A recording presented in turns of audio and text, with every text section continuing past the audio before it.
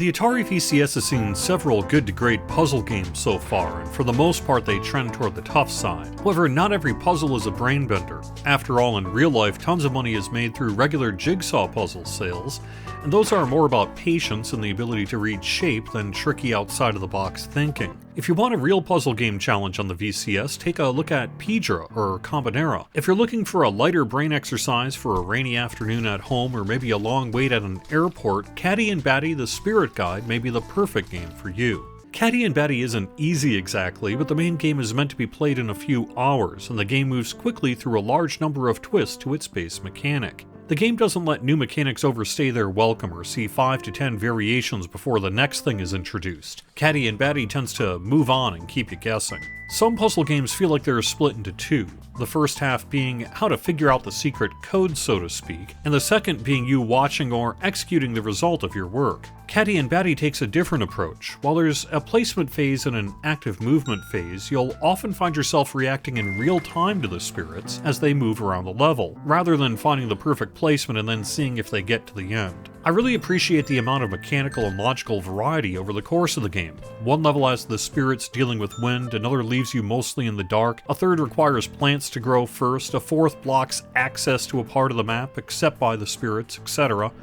The basic goal is to lead your spirits to a portal. You place boxes mostly to guide the spirits, and the game throws obstacles in your way. You sometimes need to switch between the cat and bat. In some ways, the main story game serves as training for what is essentially the second half that begins once you start New Game Plus. New Game Plus ditches the story but offers another 30 levels that pile on the obstacles seen previously in far greater numbers and difficulty. I got about a dozen levels into New Game Plus before I got stuck. This is the section for people who prefer a trickier puzzle game.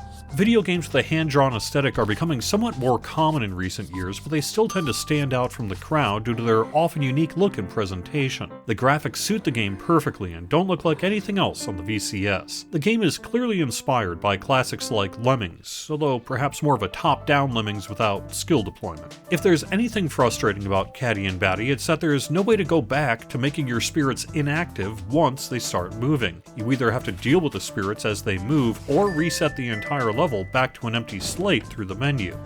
You can, however, make liberal use of a pathing guide during your initial placement to see exactly where and how the spirits will turn after you hit go. One neat feature of the game is its offering of numerous two-tone graphical options. By default, it's a white background with black graphics, but you can invert it, turn it gray, make it sepia, and even turn it green in what's called a Game Boy mode. Catty Batty is a mostly easygoing and fun puzzle game for the whole family. It features cute animals, adorable hand-drawn graphics, mellow sound, and a story that never gets dark or depressing. The game is $5. Catty Batty does not support the classic controller. While you can play the first few levels just fine with the classic, you will eventually be unable to do what you need to do, like switch characters, due to a lack of button assignment. Thanks for watching. I'll have more videos in the coming weeks, although I expect the channel to slow down a bit in June and July due to real-life commitment. Liking helps spread the word, and subscribing gets these videos in your feed.